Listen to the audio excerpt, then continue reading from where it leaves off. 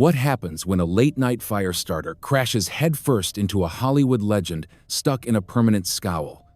You get Greag Gutfeld versus Robert De Niro showdown, so unexpectedly savage, it makes Raging Bull look like a group therapy session.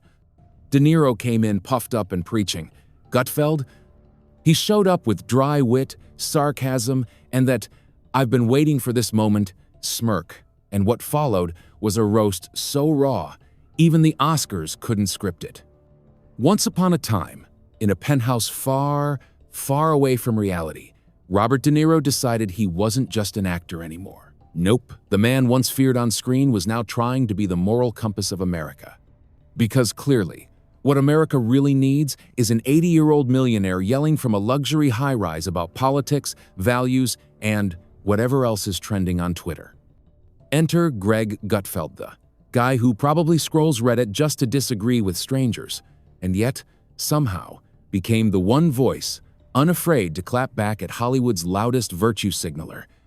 And he didn't do it with outrage. No shouting, no rants, just razor-sharp sarcasm that cut through the noise like a scalpel through ego. Because here's the thing, De Niro isn't playing a role anymore.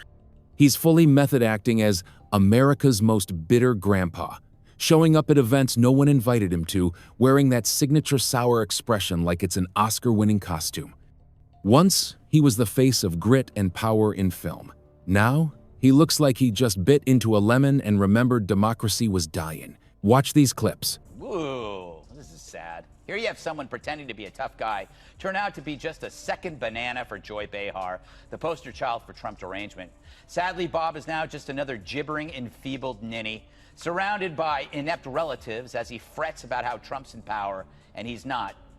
See, Trump's rise coincides with De Niro's decline, and the person who knows it most is De Niro. He's a fine example of how not to turn loss into bitterness. There are plenty of people who don't like Trump, but don't let it warp their minds or their ability to speak aloud among grown-ups or The View. But the Schiffs and De Niros of the world are emotionally damaged by politics to a point where they can't even assess their own emotions. At least he doesn't want my kids to take this the wrong way. I don't want my kids to take this the wrong way, but if my kids did what these kids did, I wouldn't want to be related to them. I would disown them. To you, let's go to, I think he was in Canada, Toronto, opening a restaurant or doing something, and this is what he had to say. And I just want to make a note of apology for the idiotic behavior of my president. It's a disgrace. And I apologize to Justin Trudeau, too, and the other people at the G7. It's disgusting. You know, I actually feel bad for him because I think he's one of those people that has never emotionally recovered from 2016. This is a guy who's got serious Trump disorder. Last night, an elderly, confused man went missing in New York. Luckily, a band of self-satisfied elitists found him babbling on the street, threw some pants on him, gave him a stage. Oh, my God. I'm going to say one thing. Trump.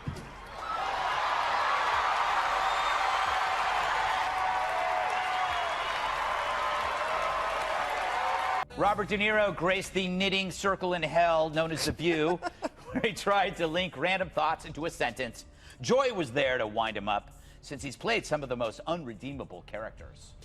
You have played some of the most really unredeemable characters. Travis Bickle. Travis Bickle was a psychopathic taxi driver. Jake LaMotta, who used to beat his wife, and he was in The Raging Bull. Is Trump worse than they are? To me. Being an actor is tough. For how does one handle real life without a script? Not equipped to think analytically, you're left powerless when observing your own predictions about life turn out wrong. It's not supposed to be this way, De Niro thinks. Only the cool guys get to win. Sorry, Bob. That's only in the movies, but at least you'll always have joy. It kills me. Talk about persuasive. Really, I was on the fence about Trump, but then I decided to really listen to one of the great generational leaders of American pop culture. And the clenched fists at the end, that really drove it home. It looked like he was pressing a 2-pound weight in a Jenny Craig commercial. Oh, my God. Look at it again.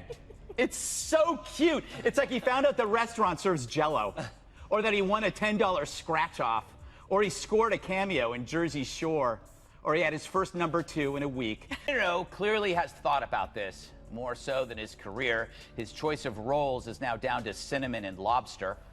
He was then asked about the Trump kids. At least Gutfeld didn't need a film crew or a film noir soundtrack, just a platform, a mic, and some common sense. He shined a spotlight on Deniro and, spoiler alert, the guy did not sparkle under the heat. Instead of connecting with Americans, Deniro keeps yelling at them in interviews nobody asked for. And while he's out there auditioning for the role of most outraged celebrity of the year, Gutfeld was busy studying him like a case study in self-importance. Because let's face it, Hollywood has a weird habit of thinking that fame equals wisdom. And Deniro, he's the poster child for it. Every time he grabs a mic, it sounds like he's delivering a dramatic monologue no one rehearsed for. But this time, someone in the back rolled their eyes, and that someone was Greag Gutfeld. He didn't come at Deniro with venom, he came with an arched eyebrow, a smirk, and just enough sarcasm to send shockwaves through the Hollywood bubble. It reminded everyone that his grasp of politics is about as nuanced as a high school debate team on energy drinks. He wasn't delivering insight, he was delivering volume. And the louder he got, the easier it was to spot just how hollow the message had become.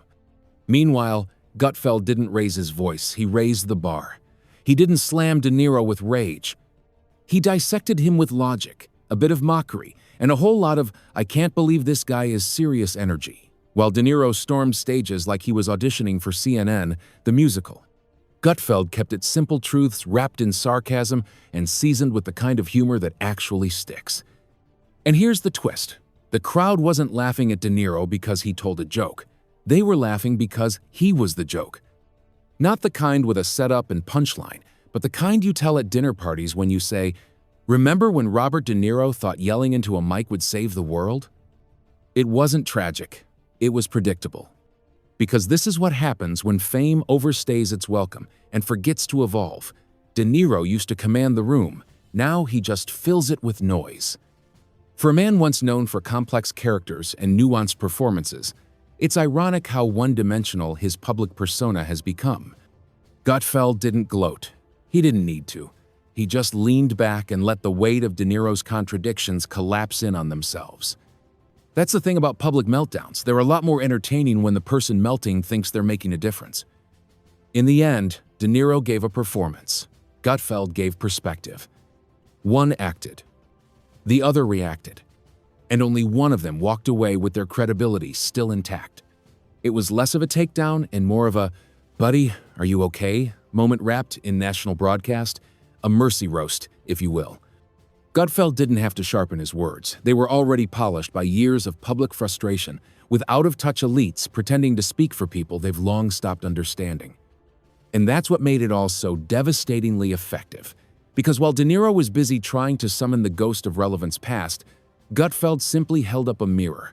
No CGI, no slow-motion monologue, just the uncomfortable truth that being loud doesn't make you right, and being famous doesn't make you wise. What we witnessed wasn't just a cultural clash, it was a generational reckoning. One side clinging to golden age stardom and self-appointed moral authority, the other side laughing, shaking its head, and asking, who invited Grandpa Bob to the political debate? Gutfeld didn't dismantle a man, he dismantled a myth. The myth that an actor's applause somehow doubles as insight. The myth that an Oscar statue gives you the moral high ground. The myth that shouting at America from behind velvet ropes counts as activism. And when the dust settled, it wasn't Gutfeld who looked petty. It was De Niro flailing, his arms in slow motion, yelling at a world that had already moved on, unable to understand why his old lines didn't land anymore. The lights were still on. The stage was still his. But the audience? They were already laughing with Gutfeld. Because the joke had written itself. And for once, Robert De Niro wasn't the one delivering it. No costume changes required. Because in the end, this wasn't about politics. It wasn't about left or right. It was about the moment a mirror was finally held up to a Hollywood giant who forgot that being loud isn't the same as being listened to. De Niro didn't lose to Gutfeld because of policy or punchlines. He lost because, somewhere along the way, he stopped being in touch with the people he once claimed to represent. What we saw wasn't a takedown. It was a revelation. A legendary actor so wrapped in the mythology of his own voice that he failed to hear how hollow it had become.